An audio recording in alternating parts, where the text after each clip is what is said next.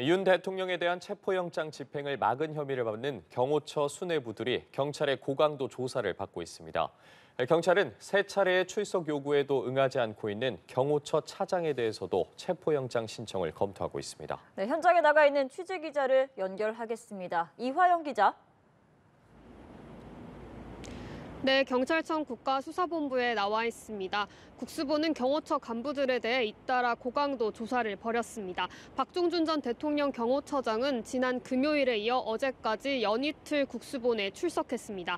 첫날 13시간가량 조사를 받은 데 이어 어제도 14시간 30분에 걸친 강도 높은 조사를 받았습니다. 박 전 처장은 수사에 최대한 성실히 협조하고 임했다며 짧게 입장을 밝혔습니다. 경호처장 사의는 왜 표명했는지, 체포 저지선 설치나 일반 병사 동원도 윤 대통령 지시인지 등에 대한 질문에는 답을 하지 않았습니다. 출석 요구를 받은 경호처 간부 중에 두 번째로 이진아 경비안전본부장도 어제 출석해 조사를 받았습니다. 오후 2시쯤 출석해 9시간 가까이 조사가 이어졌습니다. 이 본부장 역시 조사에 성실하게 임했다며 입장을 간략히 정했습니다. 경찰 관계자는 이 본부장이 조사에 협조적이었다고 말했는데요. 윤 대통령에 대한 2차 체포영장 집행을 앞두고 경호처의 내부 동요가 있다고 국수본은 파악하고 있는 것으로 알려졌습니다. 네, 이 기자, 이들과 달리 김성훈 경호처 차장은 세 차례 출석 요구에도 응하지 않고 있죠.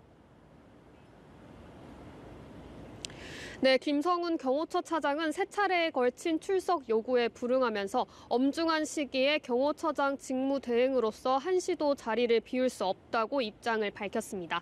경찰은 특수공무집행 방해 등의 혐의로 검찰에 김 차장의 체포영장을 신청한 것으로 알려졌는데요. 다만 경찰 관계자는 영장 신청 여부에 대해선 확인해 줄 수 없다고 밝혔습니다.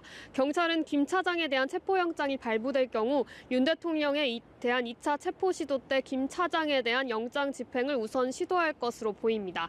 경호처의 경호 대상이 대통령과 가족으로 국한되는 만큼 경호처가 김 차장의 체포를 막을 명분이 없기 때문입니다. 한편 두 번째 출석 요구에 불응한 이광호 경호본부장에 대해선 국수본이 내일 오전 10시까지 출석하라고 세 번째 출석 요구를 한 상태입니다. 한편 공조수사본부는 2차 체포영장 집행을 앞두고 구체적인 전략과 방법에 대한 논의를 이어가고 있습니다. 앞서 국수본은 막바지 점검을 위해 현장 출동 시 지휘할 지휘관들을 소집해 논의했습니다. 지금까지 경찰청 국가수사본부에서 연합뉴스TV 이화영입니다.